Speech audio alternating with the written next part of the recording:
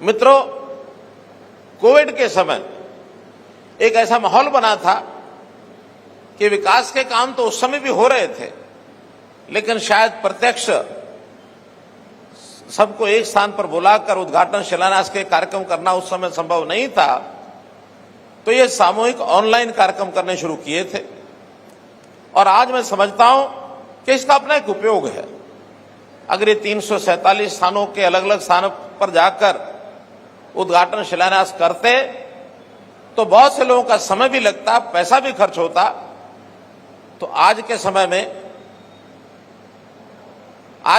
में जिसको कहना चाहिए एक ई गवर्नेंस का एक बड़ा उदाहरण ये अपने को मिलता है कि पूरे प्रदेश का सैकड़ों प्रोजेक्ट्स का उद्घाटन शिलान्यास या एक स्थान पर हमने किया है। भाइयों बहनों, इस अवसर पर मैं पूरी हरियाणा की जनता को अपनी ओर से बहुत बहुत बधाई और शुभकामना देता हूं। नूह का ये जिला ये वास्तव में एक कहा जाता रहा है पहले एक पिछड़ा जिला है। पिछड़े जिले में जो पिछली सरकारें थी उन्होंने इसको हमेशा पिछड़ा बनाकर रखा, लेकिन हमने आने के बाद जो एक संकल्प लिया था, हरियाणा एक, हरियाणवी एक, हर जिले में समान विकास, जहां कहीं जनता ने हमको समर्थन दिया वहां भी, और जहां कहीं कोई कसर रह गई 2014 अथवा 2019 में, हमने विकास की गति को वहां भी कम नहीं किया। और आज ये इसका उदाहरण प्रत्यक्ष आप लोग देख रहे हैं कि जो विकास की गाड़ी पूरी की पूरी यहां ला करके और यहीं से अलग अलग दिशाओं में विकास की जो तारें हैं वो जोड़ दी गई हैं।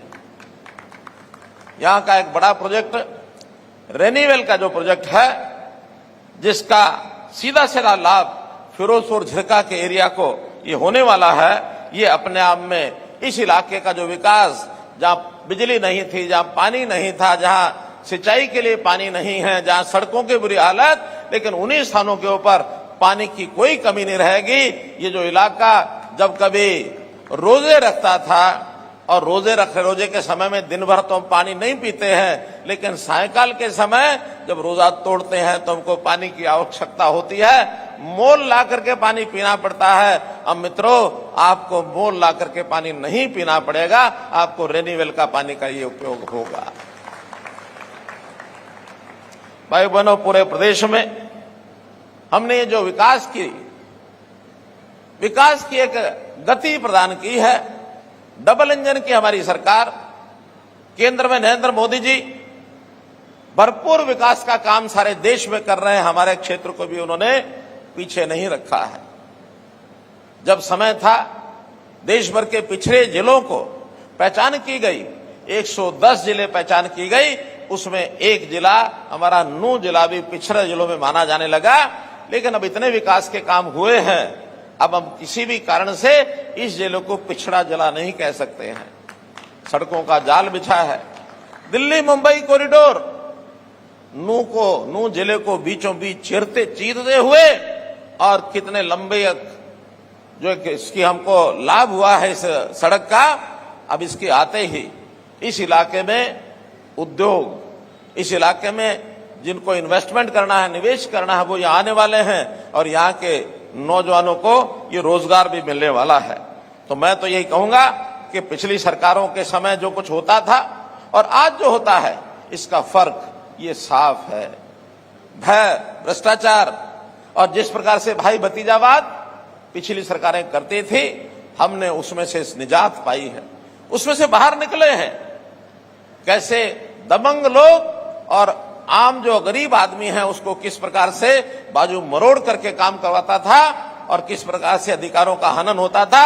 मैं विश्वास दिलाता हूं कि अब किसी गरीब आदमी के ऊपर किसी भी आदमी का अन्याय सहन नहीं होगा। सबको न्याय मिलेगा, सबको अपना अधिकार मिलेगा, आपके अधिकार सबके सुरक्षित रहेंगे। मेरे मित्रों, मैं आपको विश्वास दिलाता हूं कि हमने बहुत तरीके से अपने कामों को आगे बढ़ाना शुरू किया है।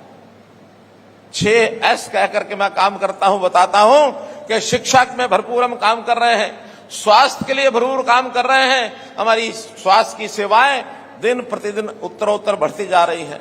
हम सुरक्षा का ये भी प्रबंध करते हैं। आज सुरक्षा के नाते मैं कह सकता हूं कि हरियाणा में पूरा प्रदेश, कहीं लॉ एंड ऑर्डर की स्थिति खराब नहीं है। हर व्यक्ति अपने आप को सुरक्षित समझता है और उसका एक जो मोटा जीता जागता उदाहरण है, दुनिया के लोग, देश के लोग आज पैसे वाले जो निवेश करने के लिए आगे बढ़ते हैं तो वो लोग हरियाणा की तरफ देखते हैं।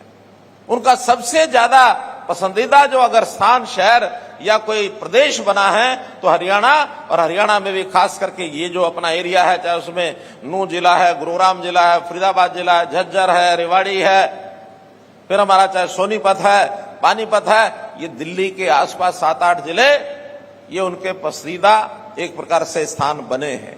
लेकिन हम चाहते हैं कि बाकी स्थानों पर भी जैसे इंफ्रास्ट्रक्चर बढ़ रहा है, चाहे वो सिरसा हो, कैथल हो, चाहे वो पलवल हो, चाहे पंचकुला हो, चाहे वो करनाल हो, पानीपत हो, चाहे वो कुरुक्षेत्र हो, अंबाला हो, इन सब स्थानों पर विकास के जो काम हो रहे हैं, अब हरियाणा में उद्योग के नाते भी खूब एक प्रकार से आगे बढ़ने का जो अवसर मिला है, उसका हमको सबको लाभ होगा। वैसे तो पिछले 8 साल में हरियाणा के अंदर हमने सरकारी नौकरियां कहने को भले 1 लाख दी होंगी, लेकिन कुल रोजगार के जो अवसर उत्पन्न हुए, हमारे नौजवानों को कुल 35 लाख रोजगार इन 8.5 साल में मिला है। ये जो जिस प्रकार का भ्रामक प्रचार एम्प्लॉयमेंट को लेकर के हमारे कांग्रेस के मित्र करते हैं, एक मैगजीन को इन्होंने थोड़ा इशारा कर रखा कि भाई इतने % दिखा दो, इतने दिखा दो, और हरियाणा में 35%, 40% यहां तक बेरोजगारी दिखाते हैं। जबकि वास्तविकता यह है कि 6 से 7% बेरोजगारी को मानते हैं, और किसी भी विकासशील प्रदेश में, विकसित प्रदेश में इतनी बेरोजगारी स्वाभाविक है। बहुत लोग नए आते हैं, बहुत लोगों को रोजगार मिलता है। अब नए आखिर आने वाले लोगों को रोजगार की तलाश रहती है। कुछ लोग एक रोजगार अपना छोड़ करके दूसरे रोजगार में जाते हैं, तो ये जो बीच का जो एक जिसको कहना चाहिए बीच का एक फेज होता है, इस समय में इस बेरोजगारी को हम बेरोजगारी नहीं कहते हैं, हम इसको आगे बढ़ा रहे हैं।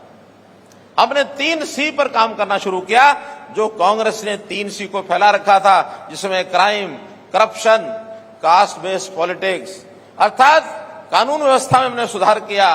हमने भ्रष्टाचार के ऊपर नकेल कसी, और ये जातिवादी राजनीति करने वाले लोग जातियों में बांट करके हमको आगे बढ़ते थे। हमने हरियाणा एक, हरियाणा में एक कह करके उस जातिगत पॉलिटिक्स को भी समाप्त करने का काम किया है। और जिनके मन में अभी भी कुछ बातें रहती हैं, मैं आज भी अपील करता हूं, इससे भला होने वाला नहीं है। हमारा भला तो विकास का काम कौन कितना करता है, सोच किसकी कितनी ज्यादा है, जनता की भलाई में कौन काम करता है, ये सोच विचार करके हमको आगे बढ़ना चाहिए। तो इस नाते से हम लोगों को सुविधाएं घर बैठे मिले, इसके लिए हमने बहुत से पोर्टल बनाए, और बल्कि मजाक में कुछ लोगों ने हमको कहा ये पोर्टल की सरकार है। हमने स्वीकार किया कि ये पोर्टल की सरकार है। अगर हमारी ये 100 से ज्यादा ऐप और पोर्टल नहीं बनते तो हम घर बैठे बेटियों की शादी में जो 71,000 रुपये देने की बात कही वो पहुंचा नहीं सकते थे। हम विद्यार्थियों के खातों में सीधा स्कॉलरशिप का पैसा भेज नहीं सकते थे। ये इसी कारण से संभव हुआ है। 60 साल का बुजुर्ग होने के बाद ऑटोमेटिक पेंशन बन जाएगी, इसी कारण से संभव हुआ है। और 12.5 लाख हरियाणा के लोगों को नए राशन कार्ड 1 क्लिक से बन जाएंगे, ये इसी कारण से संभव हुआ है।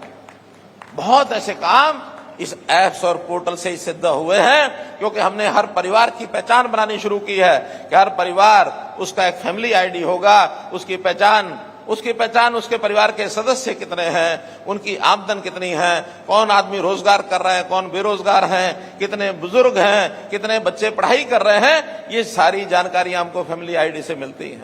और इस फैमिली आईडी से जानकारी के माध्यम से हम योजनाएं बनाते हैं।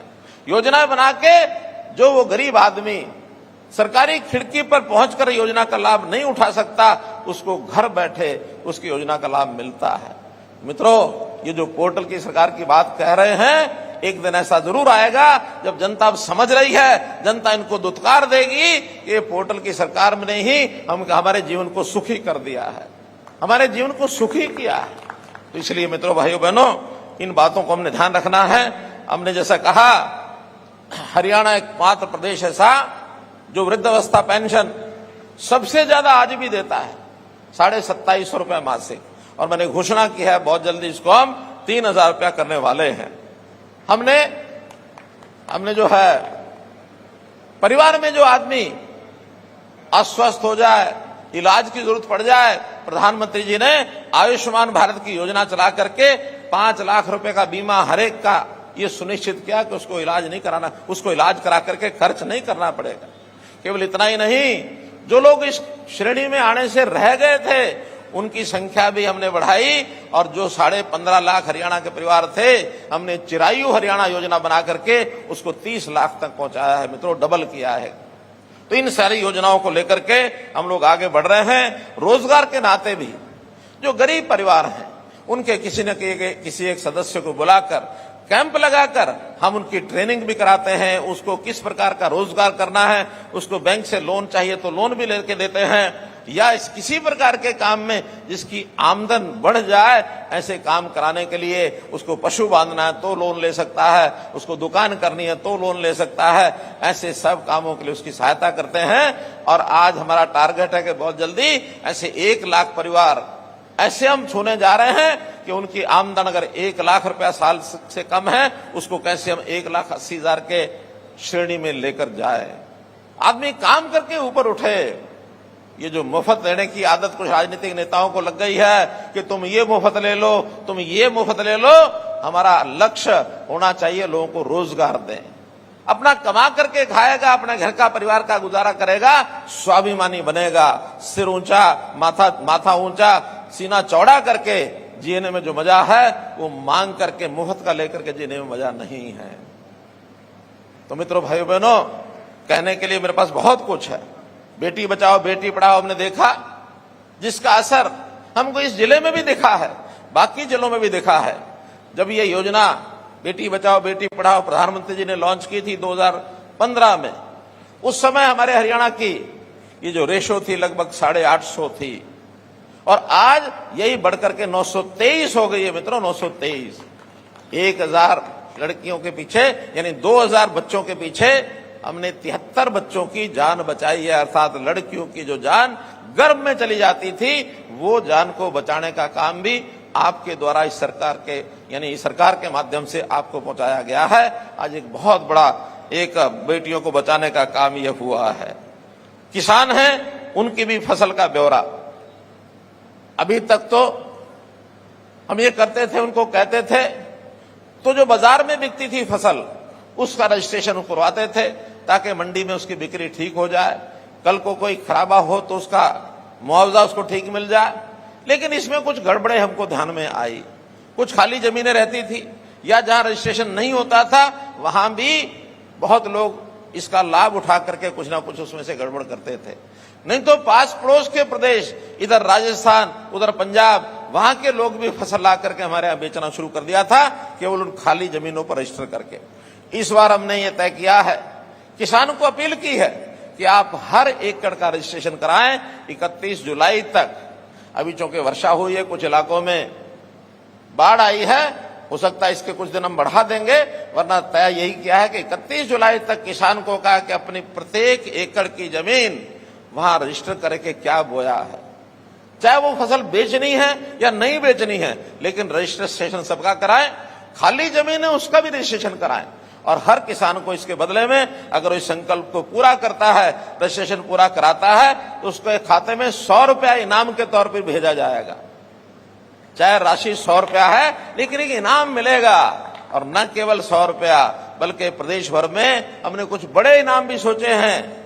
उसकी लॉटरी से, उसके कंपटीशन में कहीं किसी को ट्रैक्टर, किसी को मोटरसाइकिल, किसी को मोबाइल, ये भी देने वाले हैं। लेकिन किसान अपनी जमीन का ब्यौरा 31 जुलाई तक इस सीजन में, और ऐसे ही 31 जनवरी तक अगला जो सीजन आता है रबी का, उसमें भी जाकर के रजिस्ट्रेशन करे। साल में 2 बार इस काम को किसानों ने पूरा करना है। इस काम को भी हम सब लोग सो करें। जहां तक मुआवजे की बात है, हरियाणा में मुआवजा पिछले 8.5 साल में हमने, सरकार ने जो पिछली 10 साल की सरकार या उससे पहले भी जब से हरियाणा बना है तब से भी हिसाब लगाएंगे तो सबसे ज्यादा मुआवजा इस 8.5 साल में बांटा है मित्रों, 8.5 साल में। इसकी बहुत कहानी हमको ध्यान में है। 2-2 रुपए 4-4 रुपए के चेक हमको ध्यान में है। जहां तक बिजली की बात है, पूरे हरियाणा में लगभग 5600 गांव में और 24 घंटे बिजली ये देने का हमने काम किया है। बहुत सरकारें आई, नारे दिए, लेकिन कोई भी 150 गांव से ज्यादा 24 घंटे बिजली नहीं बढ़ा पाया। हमने आप लोगों से सहयोग लिया, बिजली के बिल मांगे, बिजली के मीटर बाहर निकलवाए, अपना इंफ्रास्ट्रक्चर तारें ठीक की, हमने अपने जो पावर हाउस हैं जितने भी चीजें उसके अंदर ठीक करने की थी, बिजली विभाग ने भी पूरा सहयोग किया और आज 5600 गांव के अंदर 24 घंटे बिजली है। मैं आशा करता हूं कि इस साल के अंत तक सभी 6200 गांवों में 24 घंटे बिजली पहुंचे, इसके लिए हम काम कर रहे हैं। किसानों को खेती के लिए तो लोन मिलता है, लेकिन पशुओं के लिए भी उनको लोन मिले, इसलिए अभी हमने साथ में पशु किसान क्रेडिट कार्ड ये भी जारी कराए हैं ताकि पशु को खरीदने के लिए उसको लोन मिले। और ऐसे ही पशुओं का बीमा ये हो जाए, इसके लिए पंडित दीनदयाल उपाध्याय पशुधन सुरक्षा बीमा योजना ये हमने शुरू की है।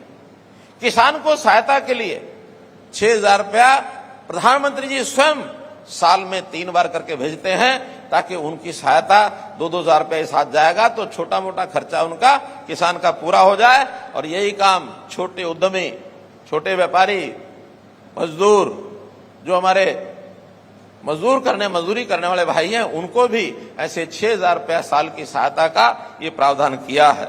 व्यापारियों के लिए भी हमने सामूहिक दुर्घटना बीमा योजना उनके सबके बीमे कराए हैं ताकि किसी को कोई नुकसान हो जाए, जानी अथवा माली, उनको भी पैसा उसमें मिले। इसी प्रकार से जहां तक शिक्षा का विषय है, शिक्षा में हमने महिलाओं की शिक्षा हर 20 किलोमीटर के बाद उनको कोई शिक्षण का स्थान मिलना चाहिए ताकि कोई बहन बेटी को 10 किलोमीटर से ज्यादा न चलना पड़े। मित्रों, काम करने के लिए हमने पर्याप्त किए हैं, चाहे वो विकास के काम हो और चाहे ईज ऑफ डूइंग की बात हो। हर एक वर्ग के लिए, हर एक एरिया में, हर जिले में, हर समूह के लिए ये जो काम किए गए हैं, पंचायतों के लिए भरपूर हमने काम किए हैं। और पंचायतों में बड़े जो 2 बदल, एक बदल हमारे पंच सरपंच पढ़े लिखे होने चाहिए। हरियाणा पहला राज्य है जिसने इस प्रावधान को लागू किया है।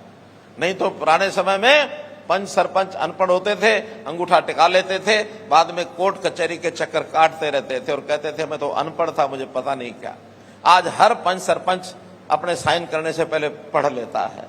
इसी प्रकार सरपंचों में यानी पंचायती राज में महिलाओं को इनकी भागीदारी बढ़े, 50% महिलाओं की भागीदारी निश्चित कर दी है। सरपंच होंगे तो आधी महिलाएं जरूर होंगी, पंच होंगे आधे पंच जरूर होंगे, पंचायत समिति में आधे सदस्य जरूर होंगे, जिला परिषद में आधे सदस्य महिलाएं जरूर होंगी। ये काम बढ़िया किया कि नहीं किया भाइयों बहनों? बढ़िया किया ना? हाँ, बहुत बढ़िया। इस बात के लिए बहुत सब लोग प्रसन्न हैं। तो मैं तो यही कहूंगा कि पिछले 8 वर्ष में हमने जो भेदभाव रहित, भय मुक्त, बिना भाई भतीजावाद के, बिना ही करप्शन के, और ये जो नौकरियों का, बदलियों का ये जो हमने काम किया है, इसके अंदर मिशन मेरिट को हमने लागू किया है, जिसके अंदर गरीब से गरीब आदमी को बच्चा उसका पढ़ाई लिखाई करके आगे आए। ये सब हमने काम किए हैं। मैं आज इस अवसर पर आपको ये जो इतना बड़ा प्रोजेक्ट हमने शिलान्यास उद्घाटन का किया है, इसकी बहुत बहुत बधाई, शुभकामना देता हूं। और इसमें खास करके हमारे जो सरकारी विभाग हैं जिन्होंने बड़े बड़े प्रोजेक्ट आज कराए हैं, चाहे वो इरिगेशन के 144 प्रोजेक्ट हैं 983 करोड़ रुपए के, चाहे इसमें पंचायत डेवलपमेंट के भी 43 प्रोजेक्ट हैं, इसी प्रकार हमारे पब्लिक हेल्थ इंजीनियरिंग के इनके भी 488 करोड़ के प्रोजेक्ट हैं, रेवेन्यू के पीडब्ल्यूडी के 382 करोड़ के 30 प्रोजेक्ट हैं, अर्बन लोकल बॉडीज के 40 प्रोजेक्ट 292 करोड़ रुपए के हैं। तो कुल मिलाकर 347 प्रोजेक्ट, ये 2741 करोड़ के जो शिलान्यास उद्घाटन हुए, इसके लिए इन अधिकारियों को भी, हमारे स्टाफ को भी मैं बहुत आभारी हूं उनका कि उन्होंने समय से ये प्रोजेक्ट पूरे किए हैं। जिनका इनागुरेशन, जिनका शिलान्यास हुआ है, उन कामों को भी शीघ्र से शीघ्र पूरा करें। और जो इसके बाद जितनी डिमांड्स हमारे पास आती हैं, जन संवाद पोर्टल में डाल करके हम विभागों को पहुंचाते हैं, उनको भी एक एक करके सब इसमें उसके ध्यान से उसका काम आगे बढ़ाएं, उसकी फिजिबिलिटी चेक कराएं, एस्टीमेट बनाएं। पैसे की कोई कमी नहीं आने देंगे। पैसा हरियाणा में पर्याप्त है मित्रों, भाइयों बहनों, आपकी कृपा से। जब ये भ्रष्टाचार बंद हुआ है, कम से कम 30-40% काम तो इसी में ज्यादा होने लग गए हैं। आजकल हमारे टेंडर जो पुराने लोग काम करते थे, वो उसको देख करके टेंडर भरते हैं, 28%, 30% कम राशि पर वो प्रोजेक्ट पूरे होते हैं। तो मित्रों, हमारा आपका साथ अगर बना रहे, सबका साथ सबका विकास, सबका विश्वास, सबका प्रयास अगर हम करते रहेंगे, तो ये पूरा प्रदेश हमारा देश भर में सभी प्रांतों में कई चीजों में अग्रणी है, दुनिया में भी इसका नाम बने। यही बातचीत करते हुए मैं पूरे प्रदेश के लोगों का बहुत बहुत धन्यवाद, बहुत बहुत आभार प्रकट करता हूं।